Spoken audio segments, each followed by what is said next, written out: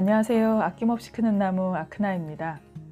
오늘은 시집, 산문집, 여행기, 번역서로 변함없이 공감을 불러일으키는 류시화 시인의 에세이 좋은지 나쁜지 누가 아는가를 준비했습니다.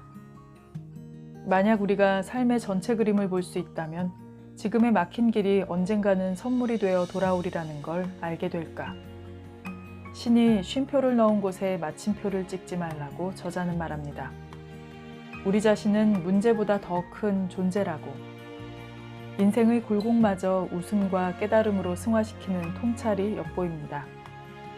흔히 수필을 붓 가는 대로 쓰는 글이라고 하지만 어떤 붓은 쇠처럼 깊게 새기고 불처럼 마음의 불순물을 태워 살아온 날과 살아갈 날을 사색하게 합니다.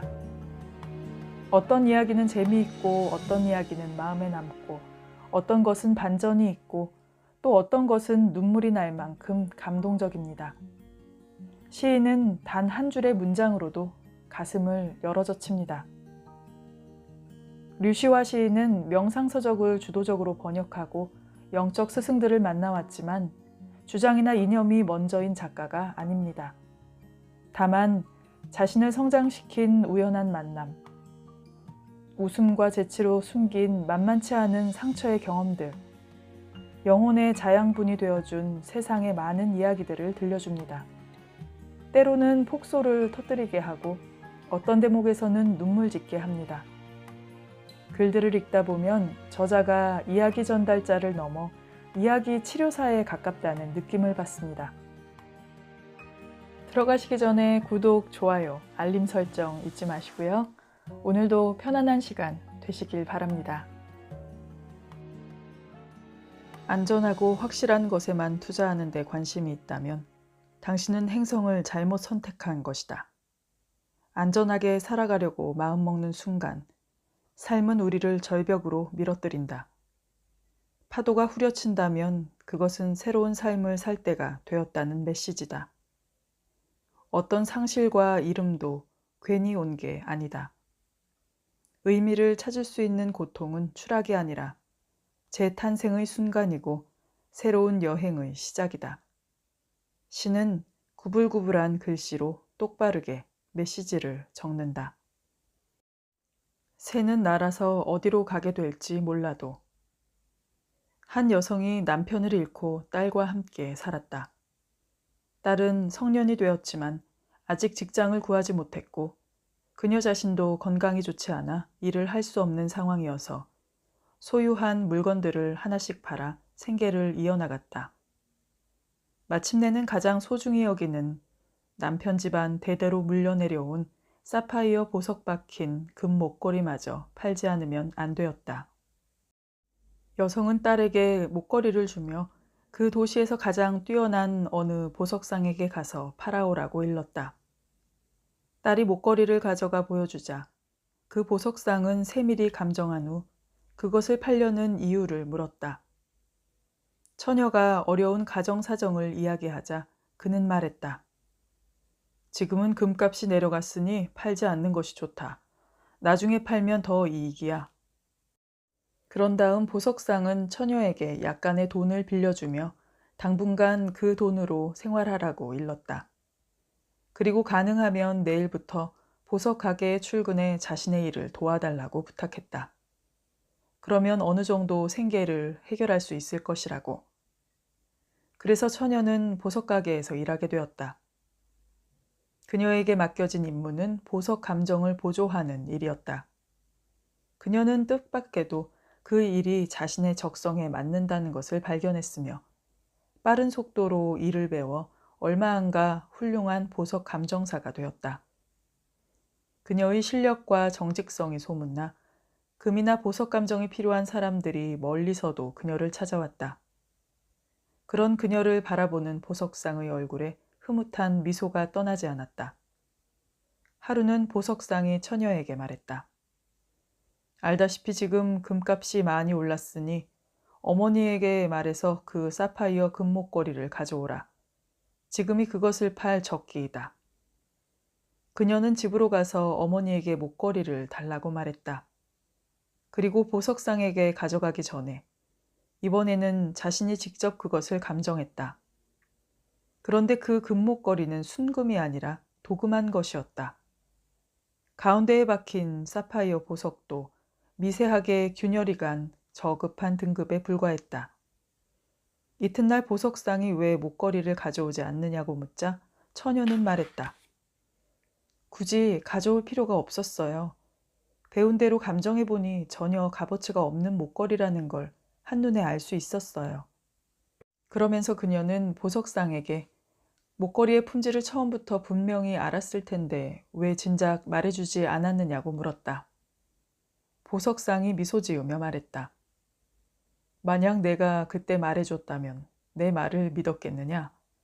아마도 너와 너의 어머니는 절박한 상황을 이용해 내가 값을 덜 쳐주려 한다고 의심했을 것이다. 혹은 헛된 희망을 품고 더 좋은 값에 목걸이를 팔려고 보석상들을 돌아다니거나 절망해서 살아갈 의지를 잃었을 것이다. 내가 그때 진실을 말해준다고 해서 우리가 무엇을 얻었겠는가? 아마도 네가 보석 감정사가 되는 것은 불가능했을 것이다. 하지만 지금 너는 보석에 대한 전문 지식을 익혔고 나는 너의 신뢰를 얻었다. 경험을 통해 스스로 가짜와 진짜를 알아보는 눈을 갖는 일은 어떤 조언보다 값지다. 직접적인 경험을 통해 자신의 판단력을 갖게 된 사람은 남을 의심하거나 절망하느라 삶을 낭비하지 않는다. 다만 자신의 길을 갈 뿐이다. 우리는 다른 사람이 그 길에 이르는 과정을 섣부른 충고나 설익은 지혜로 가로막지 말아야 한다. 경험하지 않고 얻은 해답은 펼쳐지지 않은 날개와 같다. 삶의 문제는 삶으로 풀어야 한다. 히말라야 트레킹을 다니기 시작한 초기에 나는 네팔의 랑탕 지역에 오를 계획을 세웠다. 10월과 11월이 가장 좋은 시기이지만 장발의 여행자가 카트만두 게스트하우스에 여장을 풀었을 때는 1월이었다. 마침 그곳에서 등반 전문가인 네팔인 친구를 만나 내 트레킹 일정을 설명했다.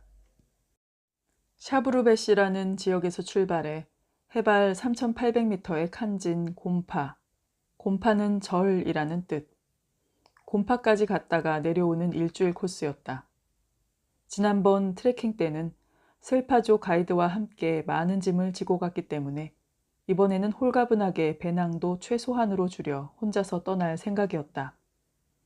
이미 몇 번의 트레킹 경험이 있었기에 나름 자신감이 넘쳤다. 슬리핑백도 없이 단출하게 떠난다는 내 얘기를 듣고 그 친구는 약간 염려하는 표정을 지으면서도 고개를 끄덕였다. 그리하여 그랑탕 트레킹은 내 인생에서 티베트 여행과 맞먹을 만큼 고통스러운 경험이 되었다. 산길은 상상한 것보다 훨씬 험하고 복잡했다. 안내자가 없으니 수시로 길을 잘못 들어 일주일 코스가 열흘로 바뀌었으며 산악 주민들도 그저 뒷동산에 놀러 온 듯한 내 차림을 보고 놀라서 쳐다보았다. 샤브루베시에서 출발할 때의 세련된 모습과는 완전히 다르게 열흘 뒤 카트만두로 돌아왔을 때는 장발의 유목민으로 변해 있었다. 그러나 고통스럽기만 했겠는가. 그 후 20번 넘는 히말라야 트레킹을 했지만 가장 기억에 남는 여정이 랑탕 트레킹이다. 눈과 영혼을 압도하는 가네쉬 히말의 설산 풍경 때문만이 아니다. 중간의 가게에서 야크 털실로 짠 두툼한 재킷과 장갑, 모자를 사야 했을 만큼의 견딜 수 없는 추위. 무엇보다 현지인들의 인정 어린 도움을 잊을 수 없다. 슬리핑백 없이 산악지대의 겨울밤을 나는 것은 불가능했으므로 게스트하우스 주인들의 배려로 진흙 화로의 불씨가 타닥거리는 부엌에서 잠을 잤다.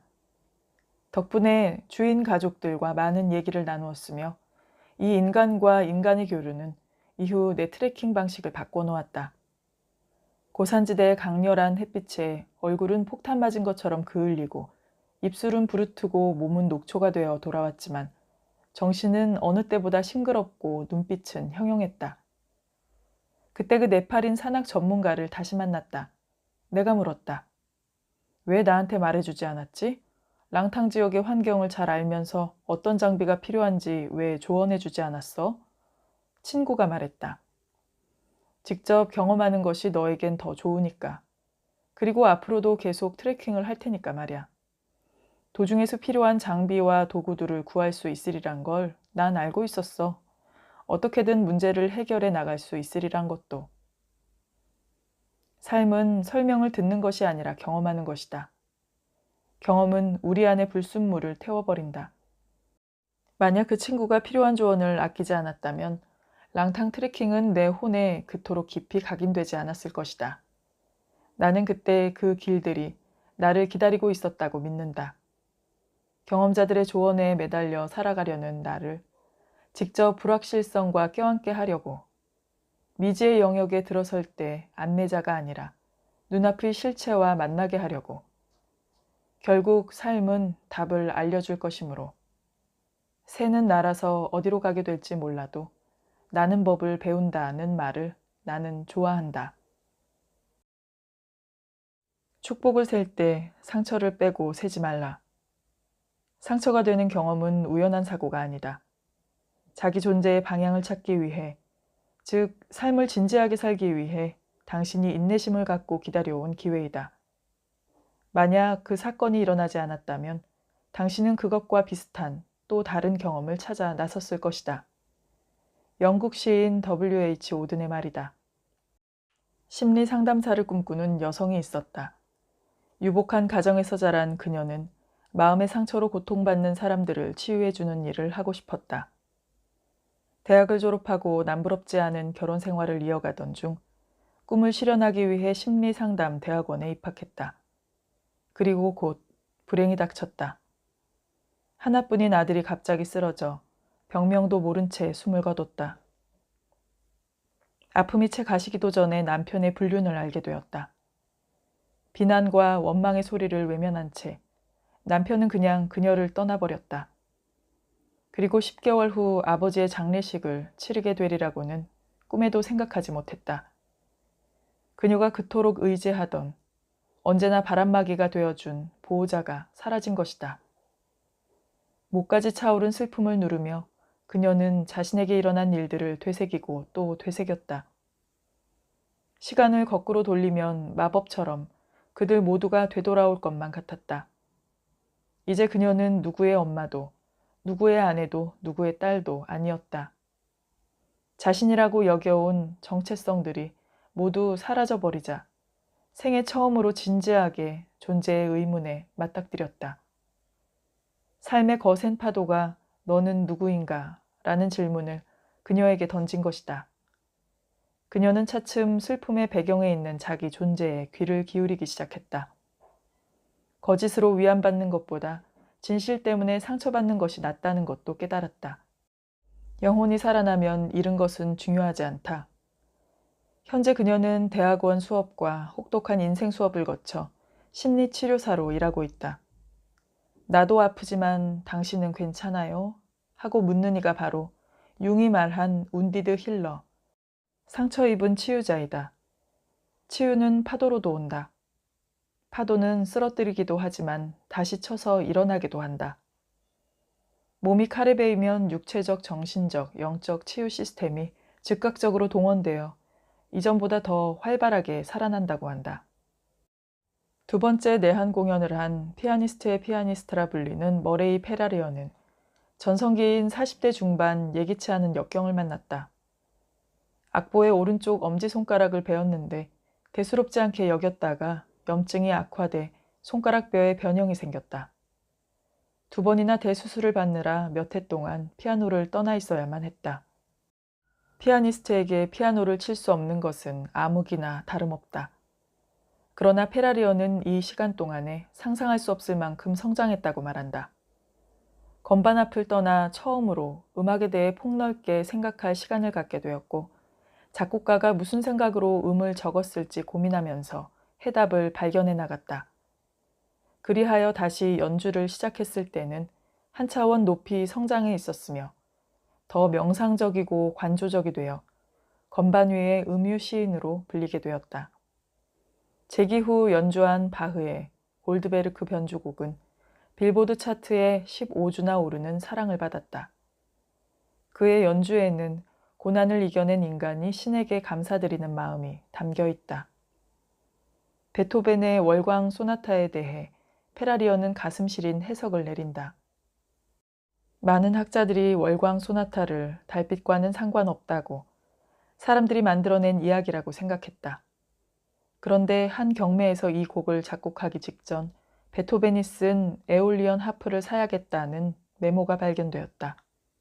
바람이 하프의 현에다 소리를 만들면 바람의 신 아이올로스가 음악을 연주하고 있다고 생각되는 것이 에올리언 하프이다. 로미오와 줄리엣처럼 젊은 연인이 세상을 떠나면 달빛만 있는 행성에 간다는 전설이 있다. 이들이 사는 고독한 섬과 같은 슬픔이 에올리언 하프를 울려 우리에게 전달된다는 생각을 베토벤은 월광 소나타에 담은 것이다. 모든 상처에는 목적이 있지 않을까? 어쩌면 우리가 상처를 치료하는 것이 아니라 상처가 우리를 치료하는지도 모른다. 상처는 우리가 자신의 어떤 부분을 변화시켜야 하는지 정확히 알려준다. 돌아보면 내가 상처라고 여긴 것은 진정한 나를 찾는 여정과 다르지 않았다. 삶의 그물망 안에서 그 고통의 구간은 축복의 구간과 이어져 있었다. 축복은 프랑스어 상처 입다와 어원이 같다. 축복을 셀 때 상처를 빼고 세지 말아야 한다. 한 청년이 뼈암으로 한쪽 다리를 절단한 후 건강한 사람들에 대한 증오와 절망에 빠진다. 인생을 제대로 살아보기도 전에 그런 비극을 경험한 것이 슬픔과 분노로 표출된다. 첫 그림 치료 시간에 그는 자신의 몸을 화병 형태로 그린다. 검정색 크레용으로 잔뜩 칠해진 그 화병에는 금이 크게 가 있다. 계속해서 그림을 그리고 재활치료를 받은 몇 년 후 심리치료사가 그에게 처음 그린 그림을 보여준다. 그는 그 화병을 보고는 말한다. 이 그림은 아직 완성된 것이 아니네요. 심리치료사가 그림을 완성해보라고 제안하자 그는 손가락으로 그 금들을 가리킨다. 여기를 봐요. 이곳은 빛이 들어오는 곳이에요. 그렇게 말하며 노란색 크레용으로 화병에 난 금들을 통해 환하게 새어나오는 빛을 그린다. 작자미상에 누군가 말했듯이 인생은 폭풍우 속에서 어떻게 살아남을 것인가가 아니라 빛 속에서 어떻게 춤을 추는가 하는 것이다. 영적 전사는 부서진 가슴을 가져야 한다고 티베트 출신의 영적 스승 초감 투룽파는 말한다. 부서진 가슴 없이는 전사 자격이 없다고. 의미를 찾을 수 있는 고통은 추락이 아니다. 재탄생의 순간이고 새로운 여행의 시작이다. 카톨릭에서는 이 고통을 펠릭스 쿨파, 행운의 추락이라고 표현한다. 상처가 구원으로 인도하기 때문이다. 아메리카 원주민 중 라코타 소우족은 고통을 겪고 슬픔에 잠겨 있을 때 신과 가장 가까워진다고 믿었다. 아플 때 에고의 껍질이 부서지기 때문이다. 그래서 상처받고 고통받는 사람을 신성한 존재로 여기고 그 사람에게 자신들을 대신해 기도해 줄 것을 부탁하곤 했다. 다른 누구보다도 그 사람의 기도가 신에게 가닿을 만큼 절실하고 강력하기 때문이었다. 베트남 출신의 승려 틱나타는 말한다. 오래전 나는 폐에서 피가 나는 바이러스에 감염되었다. 나는 수시로 피를 뱉어야만 했다. 그런 폐를 가지고 숨쉬는 것은 무척 힘들었고 숨쉬는 동안 행복해지는 것도 어려웠다. 치료 후 폐가 완치되었고 호흡이 훨씬 나아졌다. 지금 숨을 쉬면서 나에게 필요한 것은 폐가 세균에 감염되었던 때를 기억하는 일이다. 그리고 내가 쉬는 매번의 숨마다 너무 맛있고 너무 좋다. 삶이 우리를 밖으로부터 안으로 불러들이는 방법이 상처가 아닐까. 상처 없이 진정한 나를 발견할 수 있고 삶의 방향을 찾을 수 있으면 더없이 좋을 것이다.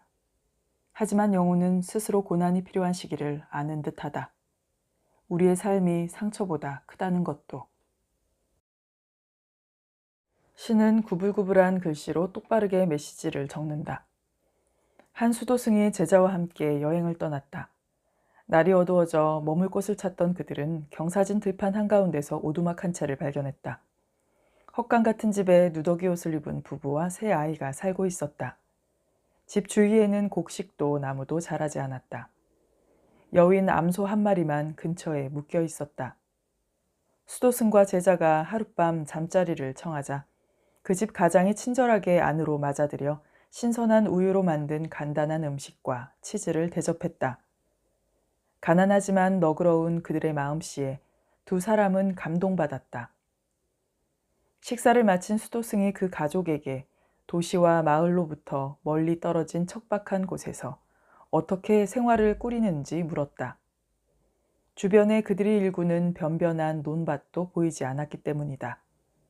삶에 지친 얼굴을 한 아내가 쳐다보자 남편이 체념한 목소리로 말한다. 우리는 아무것도 가진 게 없고 늙은 암소 한 마리가 있을 뿐입니다. 우유를 짜서 마시거나 치즈를 만들어 먹고 남으면 마을에 가져가 다른 식량과 바꿉니다. 그렇게 겨우 살아가고 있습니다. 이튿날 아침 수도승과 제자는 부부에게 감사의 인사를 하고 길을 떠났다. 산 모퉁이에 이르자 수도승이 제자에게 말했다. 다시 돌아가서 암소를 절벽 아래로 밀어뜨려라. 제자는 귀를 의심했다. 저 가족은 암소의 의지에 겨우 살아가고 있습니다. 암소가 없으면 굶어 죽을지도 모릅니다. 하지만 수도승은 재차 지시했다. 얼른 가서 내 말대로 하라. 젊은 제자는 무거운 가슴을 안고 몰래 오두막으로 돌아갔다. 그 가족의 미래가 걱정되었으나 지혜로운 스승의 명령을 무조건 따르기로 서약했기 때문에 암소를 절벽으로 데려가 밀어뜨릴 수밖에 없었다. 몇 년 후 제자 혼자 그 길을 여행하게 되었다. 그리고 전에 묵었던 그 오두막 부근을 지나게 되었다. 과거에 자신이 한 행위에 대한 후회의 감정이 다시금 밀려오면서 늦었지만 그 가족을 찾아가 용서를 빌기로 마음먹었다. 산 모퉁이를 돌아 예전의 장소로 들어선 제자는 놀라지 않을 수 없었다. 한때 다 쓰러져가는 오두막이 있던 자리에 아름다운 집이 세워져 있었고 정성 들여 가꾼 밭과 화단이 집 주위를 에워싸고 있었다. 한눈에 보기에도 풍요와 행복이 넘쳤다. 제자가 문을 두드리자 소박하지만 품위 있는 차림의 남자가 나왔다. 제자가 물었다. 전에 이곳에 살던 가족은 어떻게 되었나요? 그들이 굶어 죽게 되어 당신들에게 이곳을 팔았나요? 남자는 영문을 모르겠다는 듯 자기 가족은 그곳에서 줄곧 살아왔다고 말했다. 제자는 여러 해 전 스승과 함께 그곳에 쓰러져가는 오두막에서 하룻밤을 묵은 이야기를 하며 다시 물었다. 이곳에 살던 그 가족에게 그 후 무슨 일이 일어났나요? 남자는 제자를 하룻밤 묵고 가라며 집 안으로 초대해 음식을 대접했다. 식사를 마치기를 기다렸다가 그는 자기 가족의 운명이 어떻게 바뀌었는지 설명했다. 우리에게는 여윈 암소 한 마리가 있었습니다. 그 암소의 의지에 겨우 굶지 않을 만큼 살아가고 있었죠. 그것 말고는 다른 생계수단이 없었습니다. 그런데 어느 날 암소가 집 뒤 절벽에서 떨어져 죽고 말았습니다. 우리는 살아남기 위해 무엇이든 해야만 했고 새로운 기술들을 배워야만 했습니다. 버려진 밭에 약초를 심고 묘목들도 키웠습니다. 다른 길을 찾지 않으면 안 되었습니다. 그 사건은 우리에게 최고의 행운이었습니다. 그래서 지금 이렇게 훨씬 의미 있게 살게 되었습니다. 남자의 얘기를 듣고 제자는 가만히 눈을 감았다. 스승은 알고 있었던 것이다. 구차하게 의존하는 것, 시도와 모험을 가로막는 것을 제거해야만 낡은 삶을 뒤엎을 수 있다는 사실을. 안전하게 살아가려고 마음먹는 순간 삶은 우리를 절벽으로 밀어뜨린다. 파도가 후려친다면 그것은 새로운 삶을 살 때가 되었다는 메시지이다. 어떤 상실과 이름도 괜히 온 게 아니다. 시는 구불구불한 글씨로 똑바르게 메시지를 적는다 라는 말이 있지 않은가. 나는 지금 절벽으로 밀어뜨려야 할 어떤 암소를 가지고 있는가. 그 암소의 이름은 무엇인가. 내 삶이 의존하고 있는 안락하고 익숙한 것, 그래서 더 나아가지 못하게 나를 붙잡는 것은. 질문은 그 자체로 삶의 기술이 될 수 있다. 스스로 그 암소와 작별해야 한다. 삶이 더 넓어지고 더 자유로울 수 있도록. 영적 교사 페마 초드로는 말한다. 안전하고 확실한 것에만 투자하는 데 관심이 있다면 당신은 행성을 잘못 선택한 것이다. 살아있는 것은 아프다. 당신이 만나는 모든 사람은 당신이 알지 못하는 상처를 가지고 있다. 따라서 서로에게 친절해야 한다. 다른 사람을 함부로 판단해서는 안 된다. 누구나 저마다의 방식으로 삶을 여행하고 있기 때문이다. 우르두어를 사용하는 파키스탄과 인도 무슬림 문화권에서는 상대방에게 인사를 할 때 캬 할해라고 묻는다. 너의 할이 어떠한가 라는 뜻이다. 이때의 할은 흔히 상태를 의미하지만 본래는 현재 가슴의 상태를 가리킨다. 지금 너의 가슴은 어떤 상태인가 라고 안부를 묻는 것이다.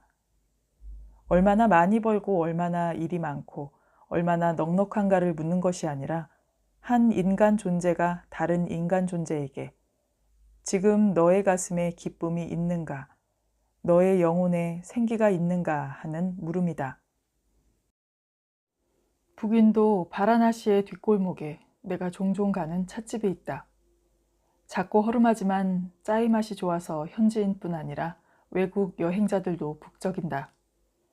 2살 터울의 형제가 운영하는데 그림 실력이 뛰어난 동생은 화가가 되는 것이 꿈이다. 어느 날 아침 찻집 안쪽 나무 걸상에 앉아 지역신문에 난 음악회 일정을 살펴보고 있는데 한 인도인 남자가 가게 앞에 나타났다. 얼핏 보기에도 짜이를 마시러 온 것은 아닌 듯했다. 허름한 차림의 남자는 턱이 진 입구로 올라올 생각도 하지 않고 그냥 길에 서서 찻집 안을 올려다볼 뿐이었다. 구걸을 하러 온 것도 아닌 듯했다. 찻집 앞 골목은 폭이 1m 정도밖에 안 되기 때문에 사람들과 오토바이와 소들이 지나갈 때마다 남자가 걸리적거렸다. 그래도 아랑곳하지 않고 남자는 그 자리에 서서 찻집 안을 응시했다. 다들 그를 정신이상자쯤으로 여기는 분위기였다. 아침마다 그 찻집에 들르는 웬만한 사람들을 알고 있는 나로서도 처음 보는 얼굴이었다. 그렇게 남자는 일주일이 넘도록 매일 8시 무렵 찻집 앞에 나타나 등굣길의 아이들, 겐지스강으로 향하는 순례자들, 가게 문 열러가는 배 나온 남자, 채소시장 가는 뚱뚱한 여인에게 이리저리 부딪히며 우두커니 찻집 안을 바라보았다. 배고픈 표정 같기도 하고 초점이 없지만 뭔가 갈구하는 눈동자였다. 마침내 내가 신문을 접고 남자에게 다가가 캬 할해 하고 인사를 하자 그도 캬 할해 하고 반응을 보였다. 내가 힌디어로 이름을 물으며 어디서 왔느냐고 물으니까 뜻밖에도 그는 영어로 대답을 했다. 어느 정도는 학교 교육을 받은 사람이었다. 동네 주민이 아니라 도시의 다른 지역에서 흘러온 사람이었다. 나는 그에게 짜이 한 잔을 건네며 날마다 그곳에 오는 이유를 물었다. 뜨거운 유리잔을 때 묻은 손으로 감싸고서 남자는 턱으로 찻집 안을 가리켜 보였다. 처음에는 그가 무엇을 가리키는지 가늠할 수 없었다. 내가 어리둥절해하자 그는 손가락으로 찻집 안 맞은편 벽을 가리켰다. 그제야 나는 그곳에 걸린 그림을 보게 되었다. 작은 액자에 담긴 그림이었다. 여러 번 그곳을 들른 나도 눈여겨본 적이 없는 찻집 주인의 동생이 그린 평범한 작품이었다. 가느다란 선에 옅은 푸른색과 갈색 물감을 번지도록 칠한 그림 속에서 사리를 입은 여인이 2팔로 갓난아기를 공중에 들어올리며 사랑 가득한 눈으로 바라보고 있었다. 그림을 응시하는 남자의 눈에 물기가 어려 있었다. 초점 없는 눈처럼 보였던 것은 그 물기 때문이었다. 짜이를 마실 생각도 하지 않고 남자는 자신에게도 그림 속 여인 같은 아내와 아이가 있었다고 중얼거리듯 말했다. 그가 과거형으로 말하는 데는 이유가 있었다. 아내와 아이가 1년 전 자동차 사고로 죽은 것이다. 충격을 받은 그는 떠돌며 살아갔고, 그러다가 우연히 찻집에 걸린 그 그림을 발견하고는 날마다 그곳에 와서 몇 시간이고 물기 맺힌 눈으로 바라보게 된 것이다. 자신의 아내가 아이를 공중으로 들어올리며 행복하게 쳐다보는 모습을. 살아있는 것은 아프다. 고통은 한계를 넘을 때 스스로 치유제가 된다고 하는데 그 한계는 어디까지일까?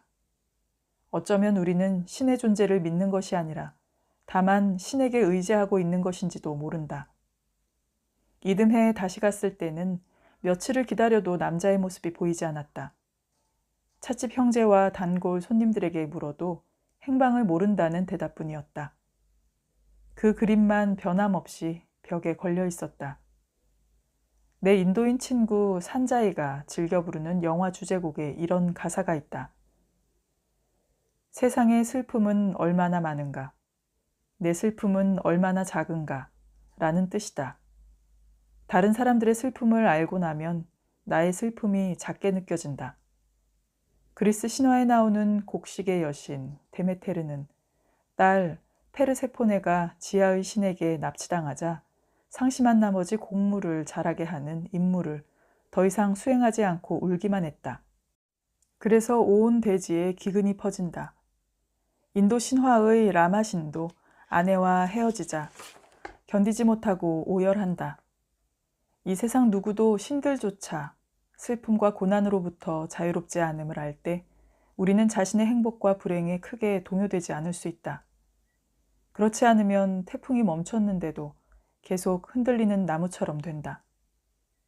속속들이 알기 전에는 모두가 평화로워 보인다. 수피즘, 이슬람 신비주의의 우화가 있다. 한 남자가 매일 밤 신에게 기도했다. 저의 부탁을 한 가지만 들어주세요. 저보다 불행한 사람은 이 세상에 없습니다. 누구의 삶도 저보다 나을 거예요. 저는 축복을 바라지 않습니다. 단 한 번만이라도 저의 인생을 다른 사람의 인생과 바꿀 기회를 주세요. 이것이 지나친 부탁인가요? 남자가 밤마다 큰 소리로 외쳤기 때문에 신은 평화로울 수가 없었다. 마침내 하늘에서 큰 음성이 모든 사람에게 말했다. 그대들 각자가 겪은 불행한 일들을 보자기에 싸서 사원 마당으로 가지고 오라. 잠이 깬 사람들은 자신의 불행한 일들을 보자기에 싸기 시작했다. 남자는 매우 기뻤다. 이제 드디어 다른 삶을 선택할 기회가 왔군. 그는 자신의 보자기를 들고 서둘러 사원으로 향했다. 다른 사람들도 보자기를 들고 달려가고 있었다. 사원이 가까워질수록 남자는 겁이 났다. 사람들이 그의 것보다 더 큰 보자기를 들고 있었기 때문이다. 언제나 웃던 사람들, 좋은 옷을 입고 항상 밝은 얘기만 하던 사람들이 더 큰 보자기를 어깨에 지고 가고 있었다. 남자는 망설였지만 평생 기도했기 때문에 사원 안으로 들어갔다. 그때 하늘의 음성이 말했다. 그대들의 보자기를 모두 펼쳐놓으라. 모두가 보자기를 펼쳐놓자 그 음성이 다시 말했다. 이제 서로의 내용물들을 살펴보고 각자 원하는 보자기를 선택하라. 다른 사람의 불행한 일들을 알게 되자 놀라운 일이 일어났다. 모두가 자신의 보자기를 향해 달려간 것이다. 이 남자 역시 다른 누군가가 자신의 불행을 고를까봐 서둘러 자신의 보자기를 향해 뛰어갔다. 다른 사람의 삶에 어떤 큰 고통이 있는지 알 수 없으며 적어도 자신의 불행에는 익숙해져 있었기 때문이다. 그 후 남자는 불평하는 기도를 멈췄다. 어떤 길을 가든 그 길과 하나가 되어라. 대학 시절 자취방 얻을 돈이 없을 때면 학교 숲에서 밤을 새곤 했다. 비가 내리거나 추운 날은 물리대 휴게실 창문을 넘어들어 커튼을 뜯어 덮고 잔 뒤 아침 일찍 다시 걸어놓고 나왔다. 자연히 몰골이 말이 아니었다. 장발에 수세미 머리를 하고 다니기 시작한 것도 이때부터였다. 신발 밑창이 떨어져 걸을 때마다 펄럭이고 밤의 한기를 견디기 위해 여름에도 검정 바바리 코트를 입고 다녔다. 누가 봐도 학생의 모습이 아니었다. 자존심 때문에 사정을 밝히지 않아서 오해를 많이 받았다. 문학한다는 핑계로 일부러 지저분하게 하고 다닌다고 공개적으로 지적하는 문학하는 교수도 있었고, 정신 이상자라고 멀리하는 학생들도 있었다. 그 중에서도 나를 특히 못마땅하게 여긴 국문과 선배가 있었는데, 그는 늘 깨끗한 와이셔츠에 넥타이를 메고서 회사원처럼 서류 가방을 힘껏 쥐고 다녔다. 그러다가 손에 쥐가 나지 않을까 염려될 정도였다. 그의 눈에 내가 현실 부정적이고 퇴폐적인 데카당스로 보인 건 당연한 일이었다. 그는 마주칠 때마다 훈계를 늘어놓았고, 나는 일부러 눈의 초점을 가운데로 모으고서 그를 쳐다보았다. 내 눈에는 그가 보들레르나 랭보의 시조차 읽어본 적 없는 위선적인 계몽주의 추종자로 보였다. 그가 편집장으로 있는 대학 신문이 나에 대해 목련꽃 만발한 아름다운 캠퍼스의 봄을 흐려놓는 거지로 매도하는 기사를 실었을 때 그와 나의 악감정은 극에 달했다. 톱을 들고 가서 학생 신문사의 책상을 반으로 자르려고 했지만 문학 외적인 것에 허투루 힘을 낭비하고 싶지 않아 그만두었다. 그냥 데카당스답게 입으로 머리카락을 후후 불어넘기며 다녔다. 이후 졸업할 때까지 그와 나는 한마디도 섞지 않았다. 우리는 서로에게 투명인간에 불과했다. 그는 대학원에 다녔고 나는 졸업 즉시 뒤돌아보지 않고 학교를 떠났다. 그가 석박사 학위를 따는 동안 나는 인도의 먼지 날리는 길을 돌아다녔고, 그가 문학평론가로 등단하고 모교의 국문과 교수가 되었을 때 나는 히말라야 골짜기를 염소떼와 함께 걷고 있었다. 그와 나는 삶의 길뿐만 아니라 영혼이 다른 사람들이었다. 20년이 흘러 한 문학지에서 나의 시 세계를 다루는 특집을 마련했고, 좌담회의 질문자로 그가 나왔다. 세월이 서로에 대한 앙금을 지운 후였다. 좌담회가 끝나고 그와 단둘이 마주 앉은 자리에서 내가 문득 그에게 학생 시절에 매일 양복에 넥타이 차림으로 다닌 이유를 물었다. 그는 뜻밖에도 너무 가난했기 때문이라고 대답했다. 학비가 없어 장학금을 받기 위해 어떻게든 대학신문사 편집장으로 일해야 했으며, 그래서 항상 단정한 복장을 해야만 했다고 말했다. 자취방을 얻을 수 없어 신문사 사무실에서 잠을 잤다고 덧붙였다. 그도 내가 그 시절 잘 곳이 없어서 벚꽃 휘날리는 봄날의 캠퍼스를 노숙자처럼 하고 다닌 것을 알고 웃음을 터뜨렸다. 나도 함께 웃었다. 그와 나는 같은 사람이었던 것이다. 우리는 영혼이 다른 것이 아니었다. 방식이 달랐을 뿐. 우리 둘 다 자신이 처한 상황에서 최선의 몸짓을 다 한 것이다. 그는 그대로 학생 신문사 책상 위에서 웅크리고 자고, 나는 나대로 휴게실 커튼을 덮고 자면서. 우리의 지향점은 다르지 않았다. 삶에 대한 추구와 갈망이 내면에 있었다면 나는 나의 방식대로, 그는 그의 방식대로. 한 구도자가 참나를 찾아 길을 떠났다. 돌을 뒤집어보고 나뭇가지를 흔들어보고 꽃을 들여다보면서 여정에서 만나는 모든 것을 확인했다. 그러면서 이것도 내가 아니다, 저것도 내가 아니다 라고 하나씩 부정해 나갔다. 강과 바다, 번개와 폭풍우, 거대한 산도 내가 아니었다. 변화하는 현상에 불과한 것들은 궁극적인 참나가 아니기 때문이다. 이름도 명예도 지위도 참나가 아니었다. 세속적인 일들과 감각적인 경험도 참나가 아니었다. 세상 곳곳을 여행하며 확인한 끝에 그는 눈에 보이는 모든 것이 실체가 없는 환영에 불과함을 알았다. 그것을 깨닫는 순간 머리를 젖히고 하늘을 향해 웃었다. 무엇이 참나가 아닌지 깨달음으로써 무엇이 참나인지 안 것이다. 또 한 명의 구도자가 참나를 찾아 길을 나섰다. 그의 눈에는 마주치는 모든 것이 그 자신이었다. 코끼리도 자신이고 코끼리 위에 타고 가는 원숭이도, 원숭이를 보고 소리 지르는 앵무새도, 그 앵무새를 어깨에 얹고 가는 사람도 자신이었다. 산이든 강이든 들판이든 자신과 연결되지 않은 것은 아무데도 없었다. 이것도 나이다, 저것도 나이다. 라고 세상 끝까지 확인해 나가다 보니 자신이 아닌 것은 단 한 가지도 발견할 수가 없었다. 그것을 깨닫는 순간 머리를 젖히고 별들을 향해 웃었다.